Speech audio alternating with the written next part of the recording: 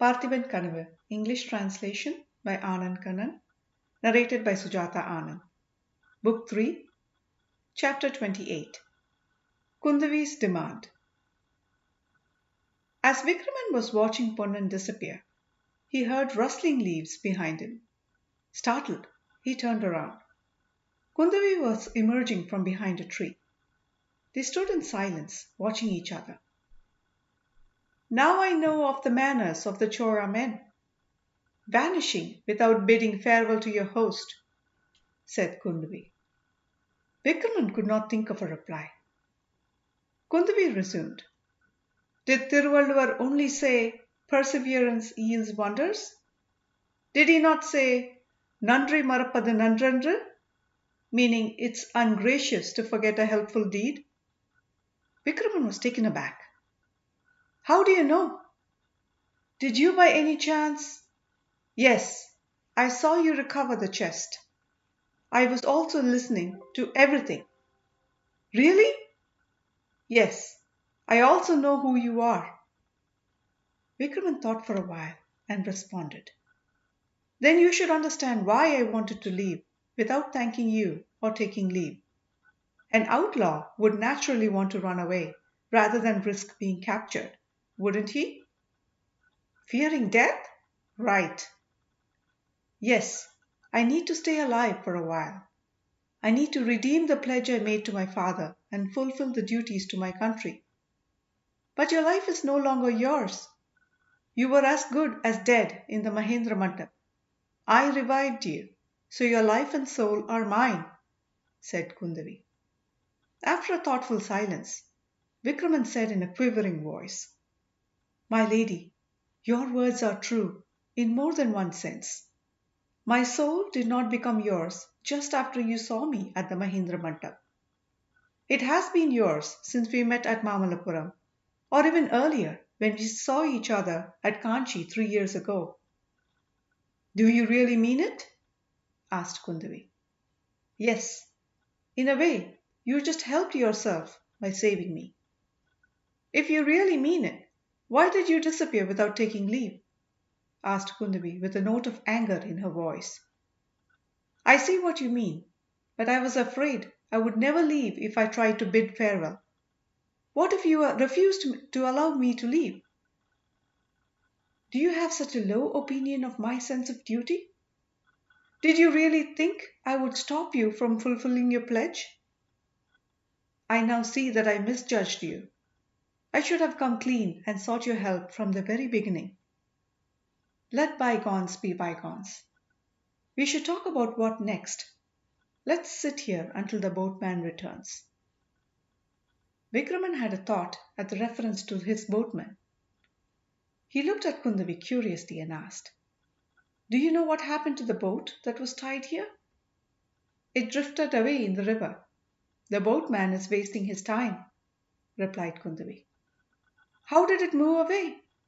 Did you by any chance? Yes, I untied it. Think of it as a penalty for trying to sneak away without saying goodbye. I told you already, I may not have had the conviction to leave if I tried to say goodbye. If Karikalan, your ancestor, had such misgivings, he would not have conquered remote lands. True, I have now mustered the courage to ask you to give me leave. I also want to ask for your help. I need a boat to cross the river. I also need a horse, requested Vikraman.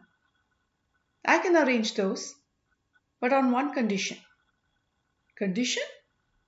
Yes, a non-negotiable demand.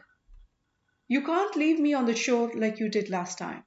You have to take me along when you sail. Vikraman was astonished and moved beyond words. He held Kundavi's hand and asked in a shaking voice, My lady, did I hear you right? What have I done to be so fortunate? You are the daughter of the great Emperor Narasimhavarman. Would you give up that to travel with a banished man?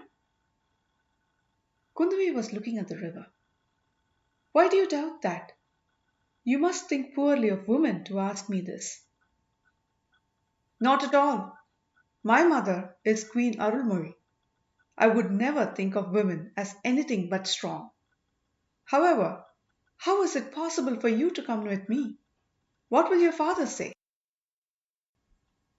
My father has never denied me anything so far.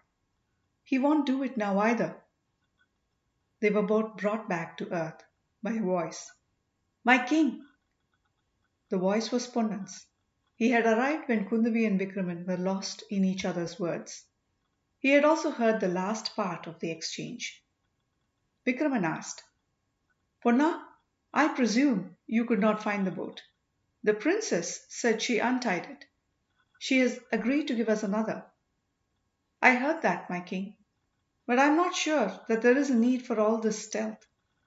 If she can put in a good word with the emperor. Kundavi stood up abruptly. Boatman, what did you say? Do you want me to plead for your king with my father? I made that mistake once. I will not do it again. If your king can conquer a small piece of land with the strength of his sword, that would be large enough for me.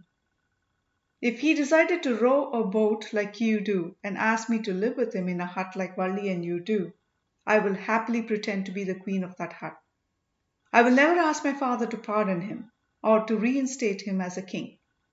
I will plead with my father for myself, but pleading for him would devalue his bravery. My lady, Ponnan began.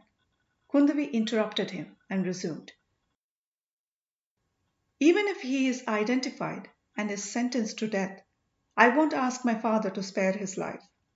I will ask that we be married before the sentence is carried out.